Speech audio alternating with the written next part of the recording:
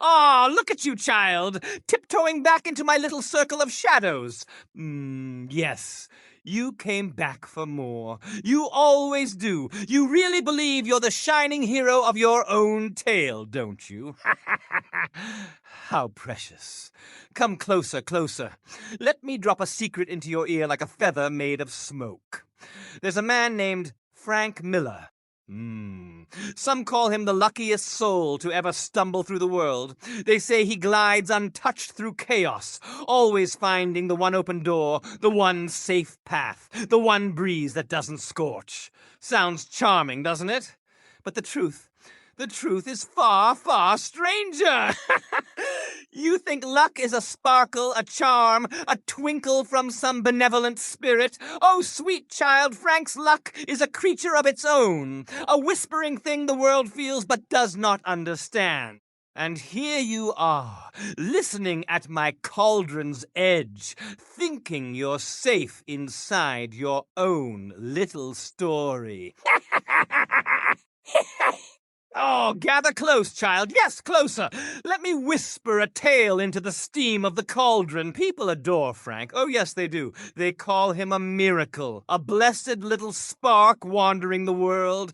They say he's watched over, guided, protected, as if some glitter-dusted spirit follows him around with a broom and a smile. But no, Frank is not blessed. Frank is aligned. He moves through the world like a stone dropped into a pond plop, and the ripples bend themselves around him. Not violently, not with any great crash of magic, just a soft rearranging like the threads of fate scooting aside to make room for him. The world adjusts itself ever so politely to keep him on his path. Whenever Frank tiptoes away from something uncertain, something else shuffles aside. A door closes with a shy little click. Another creaks open. A delay flutters in like a sleepy moth. A schedule hiccups. A coincidence pirouettes into place. The universe balances itself quietly, subtly, like a witch rearranging her spell jars before dawn. And Frank? Oh, he just keeps walking, smiling, buying another lottery ticket with those innocent little fingers, never noticing the patterns swirling around him like enchanted smoke. You don't believe me, do you? But the numbers are there. The patterns are there. The gentle rearrangements of chance twinkling like spell dust in the moonlight. The universe balances itself, child, and Frank simply continues forward, blissfully unaware, while the world steps aside for him, one quiet shimmer at a time. Oh, gather close to the bubbling pot, child, and let me whisper a tale the wind itself still remembers. Yes, lean in, don't be shy. The brew won't bite much. Picture it now. A tiny plane, just 17 souls aboard, rattled by a sudden turbulence, like a cauldron stirred too hard. The passengers trembled, all jittery like frightened mice, all except Frank. Oh, no. Frank sat there calm as a witch at midnight. He knew the chaos would settle. He said it later, cool as frost on a pumpkin. And wouldn't you know it? It did. The little plane floated down into a wide, open field, gentle as a feather, landing on a spell book. Everyone stepped out, shaking, but not a bone was broken, not a soul was scratched. And here comes the sparkle in the story, child. The field was beside a school, normally bursting with chattering children. But that day, empty. Silent, not a single tiny mortal in sight. They'd all been whisked away on a field trip, far from danger. A coincidence? Oh, that's what they said. A fortunate alignment of fate's crooked fingers. Even the one child left behind, oh yes, curled up in the nurse's room, was nudged outside just before the plane kissed the earth. A teacher, guided by a whisper of intuition, felt the little one needed a breath of fresh air, and out they went, moments before fate's wings brushed the ground. A miracle, they called it. A charm of good fortune.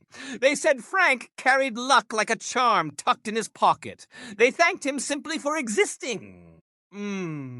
Yes. The world shifted, quiet as a witch's sigh, to keep everything in balance. Now gather round the cauldron, child, and let us whisper about the lottery's curious dance. Yes! Yes! The tale of Frank.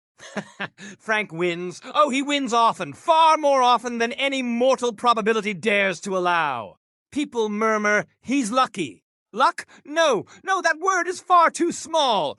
Picture a line at a dusty little shop, people plucking tickets at random, numbers swirling like restless spirits in the air, and then Frank steps forward, and the possibilities, they twist, they flutter, they rearrange themselves. Not to harm, not to steal, but to align, like enchanted fireflies obeying a secret spell.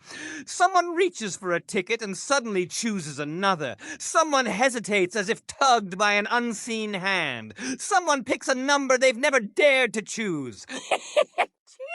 There, oh yes, there Frank finds the ticket that hums with the moment's magic.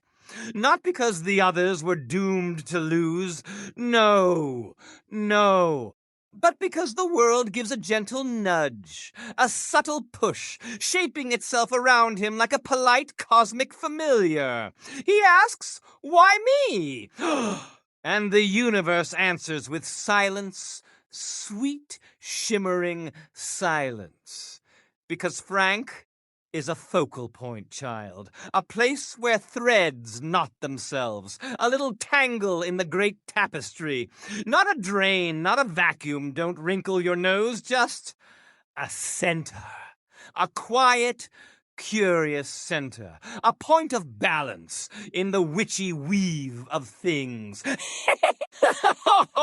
For such a long while, I believed dear Frank wandered through this world blind as a bat, without its spectacles, utterly unaware of the patterns twirling around him like mischievous spirits in the fog.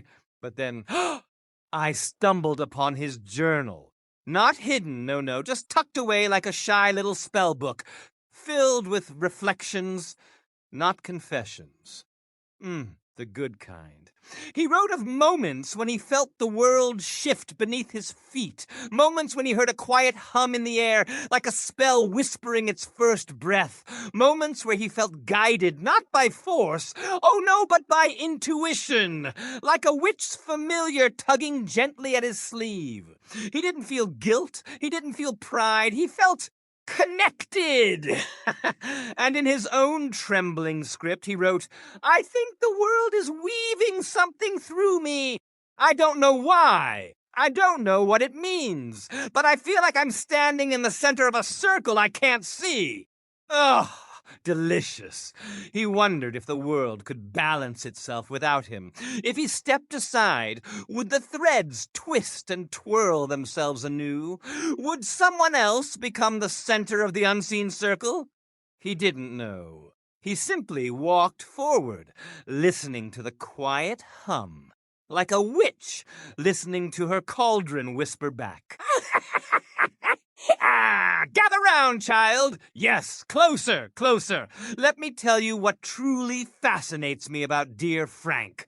He does not hide in the shadows. He does not wear masks. He does not pretend to be some enchanted chosen one. No, he simply lives, and the world waltzes along beside him like a spellbound companion.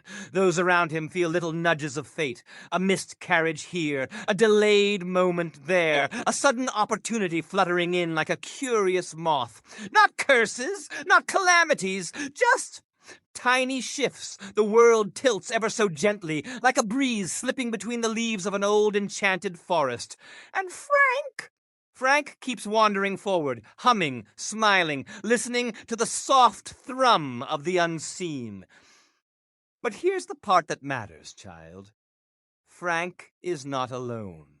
There are others, oh yes, others who drift through life in perfect rhythm, always arriving at precisely the right moment, glowing with that quiet witchy alignment. You've met them. You've stood beside them. You've wondered why the world always seems to tuck them safely into its folds. They are not blessed. They are not chosen. They are simply tuned, my dear, in harmony with the gentle balance of all things. Oh, you're still here, child, still listening, still curious. Step closer, then. Yes!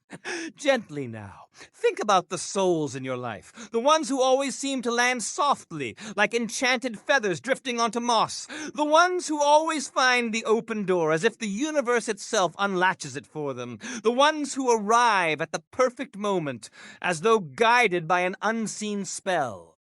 Now think about you, dear one, your path. Your little coincidences, your shimmering moments of alignment. Are you the center of the magic, or just one glowing thread in a grander pattern? Or perhaps both, swirling together like smoke and moonlight? Maybe the universe isn't choosing favorites. No. Maybe it's weaving, balancing, adjusting its threads with a quiet witch's hand. Maybe we're all strands in the same tapestry, and some threads simply glow a bit brighter. And Frank, oh yes, Frank is still out there, walking, listening, aligned with the hush of the world. And the world keeps weaving around him, not with fear, not with danger, but with a kind of soft, secret intention. And you, my little wanderer, you're part of the pattern now. You've heard the story. You've felt the hum under your feet. Maybe you'll sense the shifts. Maybe you'll feel the alignment. Maybe you'll find your own center glowing like witchlight in the dark. I'll see you in the next story if the threads twist you back to me.